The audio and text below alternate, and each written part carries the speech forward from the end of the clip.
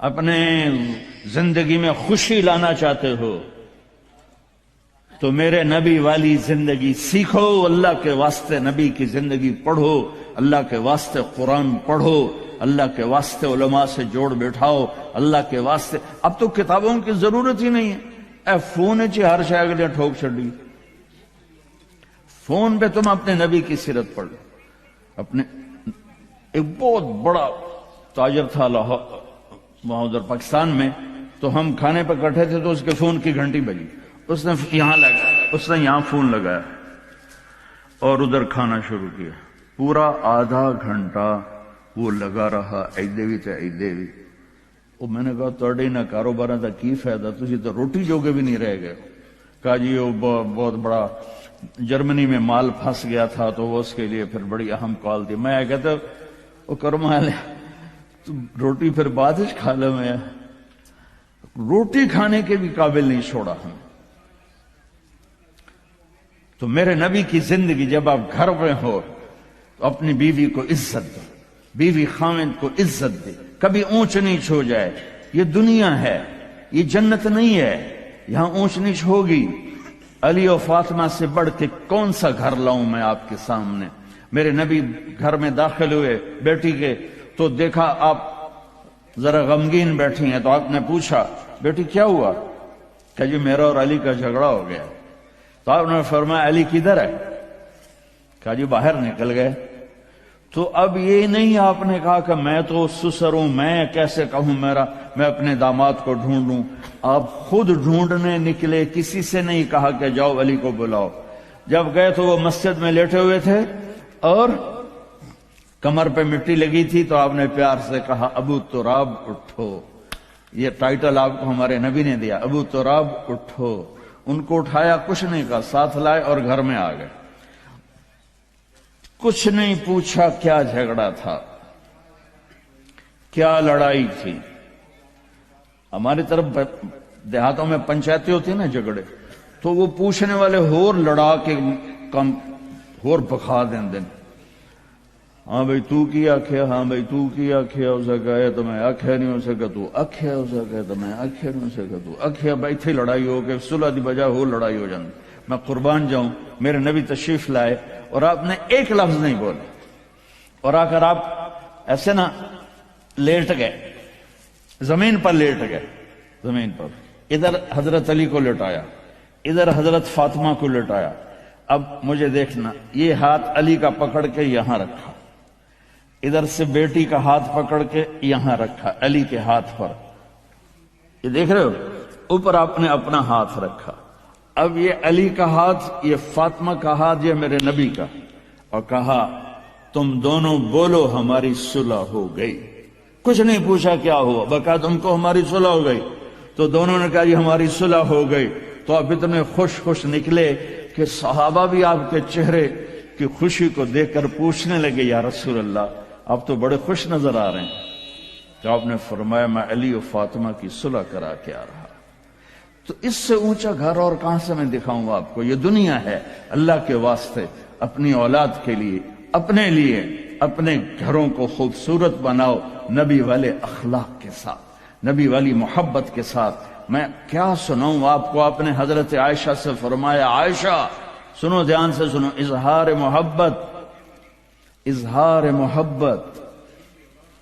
آپ نے کہا عائشہ مجھے جب سے پتا چلا ہے کہ تو جنت میں میری بیوی ہے، مجھے موت ہی اچھی لگنے لگ گئی۔ اور عربوں کے ماحول میں، عرب کے ماحول میں کوئی یہ کہتا مجھے بیوی سے عشق ہے تو عیب سمجھتے تھے، اور کوئی کہتا میری محبوبہ ایسی تو کہتے واہ واہ۔ یہ عرب کا ماحول تھا، جیسے یہاں گرل فرینڈ کا بوائے فرینڈ کا چل گیا ہے۔ اللہ ہمارے بچوں کو پاک دامنی نصیب فرمائے۔ تو عرب اس میں نا کوئی نہیں جھجکتے تھے، کھلم کھلا۔ وَهَلْ تَبْكِينَ، اپنے لیلا مجنوں کا نام تو سنا ہوا ہے، یہ صحیح لوگ ہیں، ساڑھے ہیر رانجے تو سارے کوڑے قسم۔ تو وَهَلْ تَبْكِينَ لَيْلَا اِذَا مِتُّ قَبْلَهَا، وقام على قبر النساء النوائح كما لو أصاب الموت ليلا بكيتها وجاد لها دمع من العين صافح. میں نے 2 شعر پڑھے، ہر شعر میں وہ لیلا کا نام لے رہا ہے، لیلا کا نام لے رہا ہے. یہ کلچر تھا عرب کا کہ معشوقہ سے محبت کا اظہار فخر، اور بیوی سے محبت کا اظہار اور تو رن مرید ہو گیا، تو زن مرید ہو گیا. یہ ماحول سمجھ میں آ گیا. اس ماحول میں ایک شخص مسجد میں آتا ہے اور ایسے محفل لگی ہوئی ہے، رو آ کر پوچھتا ہے یا رسول اللہ آپ کو سب سے زیادہ کس سے پیار ہے؟ من احب الناس الیک. تو آپ نے اس کے کان میں نہیں کہا ہو رہا تھا، آپ نے زور سے فرمایا عائشہ سے. اللہ، وہ تو ہل گیا. آپ نے کہا عائشہ سے.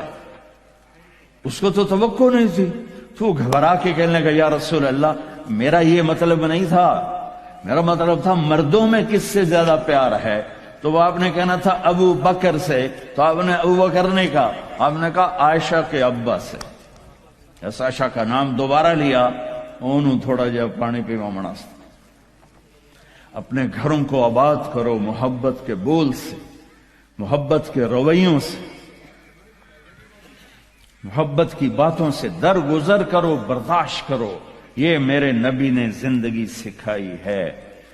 حضرت عمر کا فرمان ہے ما اکرمہن الا الکریم وما اہانہن الا اللئیم. بیوی کو وہ عزت دیتا ہے جو شرافت والا ہوتا ہے، اور بیوی کو وہ ذلیل کرتا ہے جو کمینہ ہوتا ہے. اتنا سخت لفظ کہیں نہیں استعمال ہوا کہ کمینہ آدمی بیوی کو ذلیل کرتا ہے اور شریف آدمی بیوی کو عزت دیتا ہے. تو میرے بھائی بہنوں، اللہ کے واسطے میری فریاد سنو. تمہارے گھروں کی خوبصورتی میرے نبی کی غلامی میں ہے. یہ ڈبل جابیں چھوڑو، یہ بڑے بڑے گھروں کی دوڑ چھوڑو، بڑی بڑی گاڑیوں کی دوڑ چھوڑو. اپنے گھروں کو بچاؤ اللہ کے واسطے، چونکہ یہاں کی نسل خطرے میں ہے. پاکستان میں کوئی برے سے برا بچہ بھی ہوگا تو ایتھیسٹ نہیں بنے گا، اسلام نہیں چھوڑے گا. یہاں اسلام چھوڑ دیتے ہیں.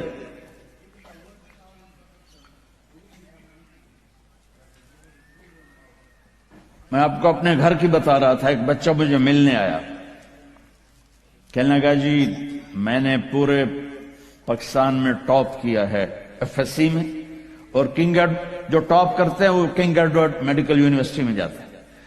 تو 2 دفعہ میں خودکشی کی کوشش کر چکا ہوں، پلز کھائیں، گولیاں، لیکن وہ زندگی تھی بچ گیا. میں نے کہا بیٹا تو چھوٹا سا ہے، تو نے یہ خودکشی کی کیوں یہ تو نے قدم اٹھایا؟ کہا جی میرے امی اور ابو اتنا لڑتے ہیں کہ ڈسہارٹڈ ہو کر میں 2 دفعہ خودکشی کی کوشش کر چکا. ماں اور باپ کی لڑائی نے اتنے بریلینٹ قابل بچے کو مرنے پر مجبور کر دیا. کوئی بھوک نہیں تھی، سوکھے تھے، اچھا خوشحال گھرانہ تھا، لیکن خامد بھی بد زبان، بیوی بھی بد زبان، تو بچے خودکشی پہ آ گئے. بھائیو اگر آپ اپنے آپ کو خوبصورت بنانا چاہتے ہو، دیکھو میں ہاتھ جوڑتا ہوں، سب دیکھو اس زبان پہ قابو پالو. یہ زبان خوبصورت ہو گئی، دل جڑ جائیں. یہ چند روزہ زندگی ہے. میرے نبی کی 2 سنتیں لے لو. ایک زبان پہ قابو، یہ اس زبان پہ قابو پالو، اس زبان پہ قابو پالو، اس زبان پہ قابو پالو، تو آپ کے گھروں کے 90% مسائل ختم ہو جائیں گے. اور دل کو سب سے صاف رکھو، اور اپنے ایک دوسرے کا ہاتھ بٹھاؤ. اپنے بچوں کو اپنی دولت سمجھو، ان کو یہاں اچھا مسلمان بنا کے چھوڑو. اب یہ نسل یہاں رہنے والی ہے، واپس نہیں جائے گی. نہ تم جاؤ گے نہ تمہاری نسلیں جائیں گی. ایک پٹھان کوئی بیٹھا ہو تو پہلے معافی مانگتا ہوں.